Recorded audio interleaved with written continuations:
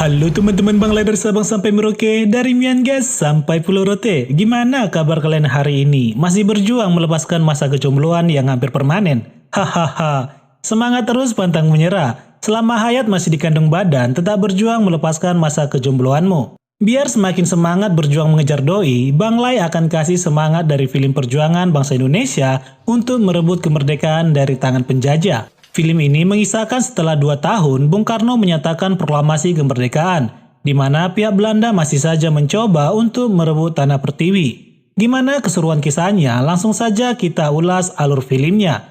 Namun sebelum itu, jangan lupa tekan tombol like dan subscribe, agar teman-teman tidak ketinggalan alur film selanjutnya. Dan inilah Darah Garuda.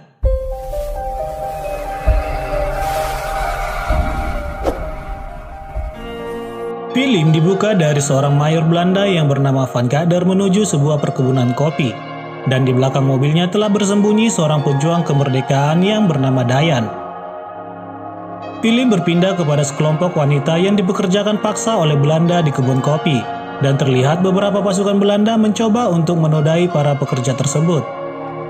Kemudian pasukan pejuang kemerdekaan kembali datang ke perkebunan itu dengan menyamar menjadi pasukan Belanda, di mana pasukan pejuang kemerdekaan ini dipimpin oleh Kapten Amir dan anak buahnya yang bernama Marius, Thomas, Dayan, dan Senja. Atas keserbuan Dayan, Mayor Van Gogh berhasil melepaskan diri dan menuju kamp penjaga perkebunan kopi. Sementara para wanita yang dipekerjakan secara paksa itu telah tiba di tempat penampungan, dan ternyata Thomas sudah berhasil menyusup ke dalam penampungan. Thomas segera membawa para wanita itu keluar. Namun pasukan Belanda segera bertindak dan mengacungkan senjata ke arahnya. Namun beruntung pasukan Kapten Amir datang tepat waktu, dan terjadilah baku tembak. Kapten Amir dan pasukannya berhasil membawa para wanita itu pergi. Namun di perjalanan truk yang mereka bawa mengalami kerusakan, yang pada akhirnya mereka memutuskan untuk melanjutkan perjalanan dengan menelusuri hutan.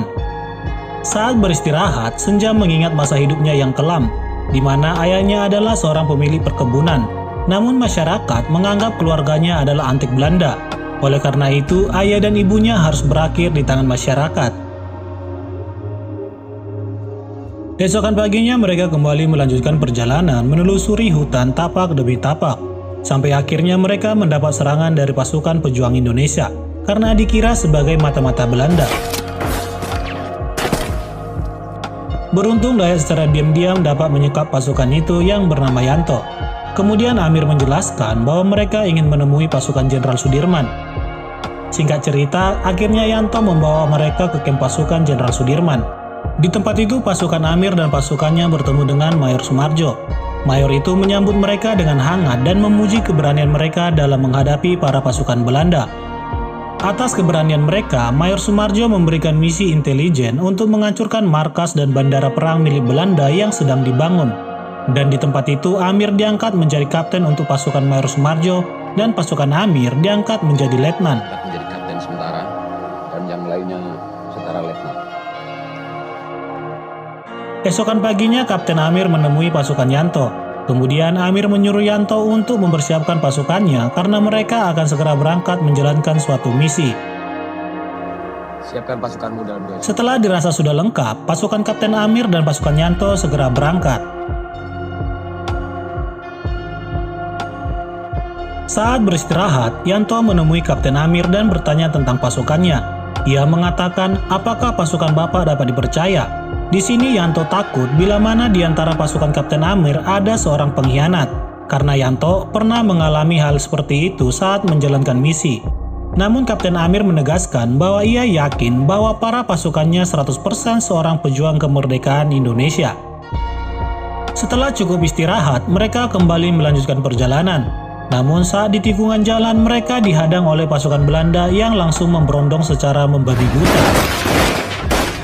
Pasukan Amir dan Yanto pun segera membalas serangan pihak Belanda. Namun karena pasukan Amir banyak yang telah gugur, akhirnya mereka lari dari pasukan Belanda. Dan di saat itu Dayan harus tertinggal karena ia terkena tembakan. Di perjalanan langkah mereka kembali berhenti karena pasukan Belanda ada di depan mereka. Akhirnya Yanto mencoba untuk mengalihkan perhatian pasukan Belanda dengan kendaraannya. Sementara Kapten Amir dan pasukan lainnya berjalan kaki menelusuri hutan. Film berpindah di markas pasukan Mayor Van Kader, di mana ternyata Dayan masih hidup, yang kemudian dipaksa untuk mengatakan apa tujuan dan misi dari Kapten Amir. Dan di tempat itu ia juga bertemu dengan Yanto. Ternyata Yanto ini adalah pengkhianat, mata-mata dari Belanda. Dayan tidak mau memberitahukan apa misi mereka, karena bagi Dayan lebih baik mati daripada harus menjadi seorang pengkhianat bangsa. Pada akhirnya Dayan disiksa dengan memotong lidahnya. Sementara Kapten Amir dihadang oleh pasukan yang dipimpin oleh seorang kiai. Kemudian mereka segera dibawa menghadap kiai tersebut. Kiai itu bingung harus melakukan apa pada pasukan Amir. Akhirnya kiai tersebut meminta petunjuk dari Yang Maha Kuasa. Perlu istiqoroh. Esokan paginya Kapten Amir menemui kiai tersebut, dan kiai itu memberikan dinamit untuk Kapten Amir dan pasukannya yang akan digunakan untuk menghancurkan markas Belanda. Dan terlihat Dayat dibuang oleh pasukan Belanda di pinggir jalan kota. Kemudian dihampiri oleh seorang wanita yang bernama Lastri. Lastri membawa Dayat ke rumahnya dan merawatnya. Sibuk dengan kegiatannya selama ini, Mayor Van Kader pergi ke sebuah tempat hiburan malam untuk melepaskan kepenatan jiwa dan raga. Ia menikmati malam itu dengan wanita pribumi. Terlihat juga para pasukan Belanda berada di tempat itu. Namun saat Mayor Van berbicara dengan anak buahnya, tidak sengaja Thomas dan Senja mendengar pembicaraan mereka. Thomas dan Senja segera pergi menemui Kapten Amir dan menyampaikan apa yang mereka dengar, di mana Mayor Van telah menugaskan para pasukannya untuk menjaga ketat tempat penyimpanan bahan bakar, gudang senjata, dan bandara. Bahkan pasukan mereka ditempatkan di kampung-kampung, di hutan, dan di perbukitan. Kapten Amir merasa mendapat kesempatan. Jika semua pasukan Belanda diarahkan di tempat tersebut, berarti markas besar mereka dijaga oleh segelintir pasukan. Sementara Dayat kini sudah mulai pulih dari derita kesakitannya. Thomas dan Budi ditugaskan untuk memasuki markas Belanda bersamaan dengan Rashid, anak buah dari kiai tadi. Thomas memasang bahan peledak di markas Belanda. Sementara saat Budi keluar dari sebuah ruangan, ia dipergoki oleh pasukan Belanda. Beruntung Thomas segera datang dan menembaki mereka. Di markas itu Yanto melihat Thomas dan Budi dari kejauhan. Baku tembak pun tidak dapat dihindari. Tidak mungkin menang melawan pasukan Belanda dengan senjata api. Mereka pun memutuskan untuk segera keluar. Namun saat mencari jalan keluar, mereka melihat Yanto yang terikat di sebuah kursi dan membebaskannya. Budi berhasil keluar dari markas itu yang disusul oleh Thomas. Namun Rashid ditembak oleh Yanto. Budi dan Thomas kini menyadari bahwa Yanto adalah pengkhianat.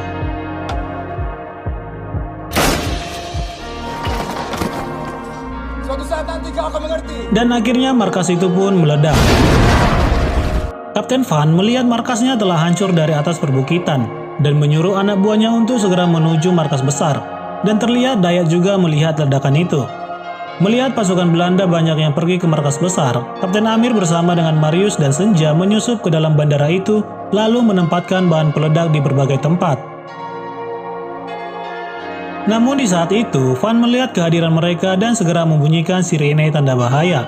Baku tembak pun terjadi.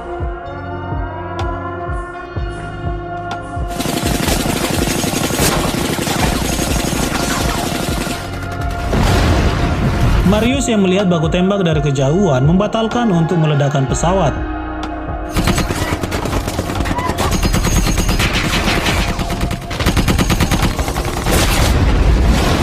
Kini pasukan Kapten Amir bersembunyi di sebuah ruangan.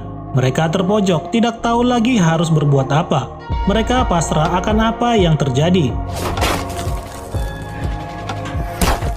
Kapten Amir dan pasukannya hanya dapat berdoa kepada Tuhan Yang Maha Kuasa.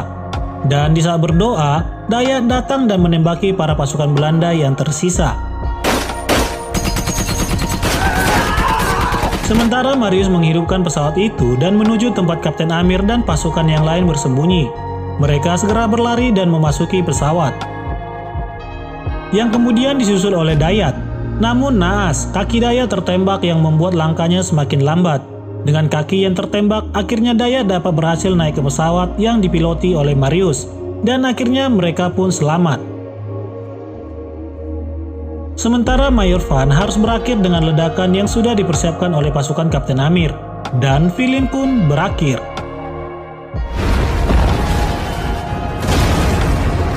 Oke teman-teman, terima kasih sudah menonton alur filmnya, dan sampai bertemu kembali di alur film selanjutnya.